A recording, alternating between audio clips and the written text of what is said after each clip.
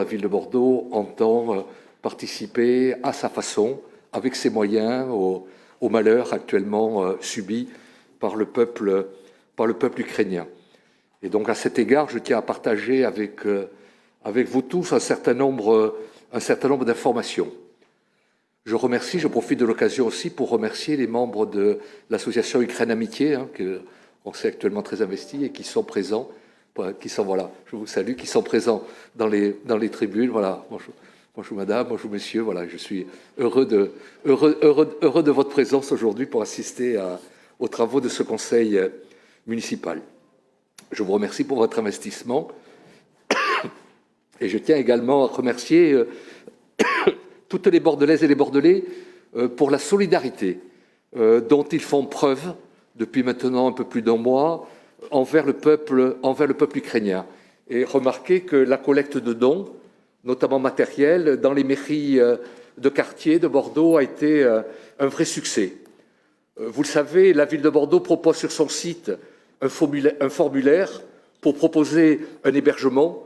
Et à ce jour, on compte 685 offres sur ce site. Je tenais à partager également avec vous ce chiffre qui me paraît important. 685 offres de logement à ce jour sur notre site. Ces propositions d'hébergement, que deviennent-elles? Elles sont relayées à la préfecture qui a confié à l'association France Horizon l'accueil des déplacés ukrainiens chez ces hébergeurs citoyens. Aujourd'hui, France Horizon fait état de 122 déplacés, puisque c'est leur statut, 122 déplacés à Bordeaux. Ce chiffre ne tient pas compte, toutefois, des personnes qui sont hébergées directement par de la famille, par des amis, ni des personnes qui sont arrivées ici hors du circuit officiel. Pour participer à cet accueil et soutenir ces déplacés fuyant la guerre et les bombardements, majoritairement des femmes et des enfants et des personnes âgées, voilà les dispositions que nous avons prises ces dernières semaines, voire ces derniers jours. Nous avons mis à disposition la moitié de l'auberge jeunesse Barbet, soit environ 50 lits. Et pour que votre information soit chaque fois totale, je vous donnerai également le coût de chacune de ces initiatives que nous avons prises. Donc cette mise à disposition représente un coût estimé de 73 500 € pour 2 mois. Et c'est à l'auberge jeunesse que j'ai eu le plaisir, l'honneur d'accueillir dimanche dernier, vers 20 h, un premier convoi d'Ukrainiens avec les services de la préfecture, la directrice de cabinet de la préfète en l'occurrence. On a accueilli un bus de 28 ressortissants ukrainiens que l'on a hébergés dans cette auberge de jeunesse. Et je sais que depuis, d'autres sont arrivés. Je crois qu'hier, on en attendait une vingtaine. Donc, sachez que l'auberge va être particulièrement mobilisée, comme elle l'avait été, d'ailleurs, vous vous en souvenez, pour l'accueil dans l'urgence des Afghans à la fin de l'été dernier.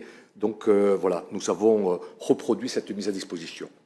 Nous avons également mis à disposition le gymnase Barbet, qui pourra accueillir jusqu'à 100 personnes, le temps que ces personnes soient orientées vers d'autres départements. Là aussi, je vous en donne le coût estimé d'environ 23 000 € pour 2 mois.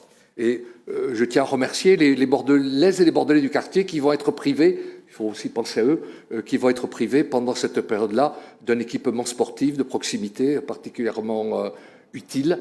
Voilà, je tiens vraiment à les remercier par l'intermédiaire de notre adjoint de quartier, qui est Olivier, qui participe donc à la mise en urgence de ce dispositif.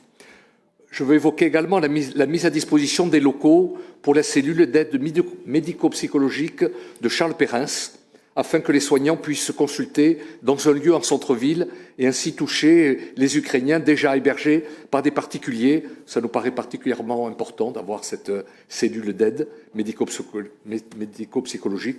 Là aussi, je vous indique que le coût estimé est environ 1 500 € pour 2 mois.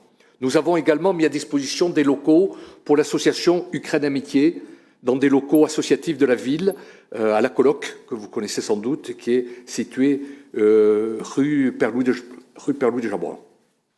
Nous accompagnons également, vous le savez, cette association pour l'organisation et la gestion de ses activités, mais j'y reviendrai plus tard dans l'ordre du jour de notre conseil municipal lorsque l'on évoquera la subvention apportée à cette association. Et je tiens vraiment à saluer, à remercier Ukraine Amitié pour leur implication depuis le début. On s'est vu pratiquement le jour, c'était le 24 février, devant la mairie, le 24 février, le premier jour de l'invasion à l'Ukraine par les troupes russes de Vladimir Poutine.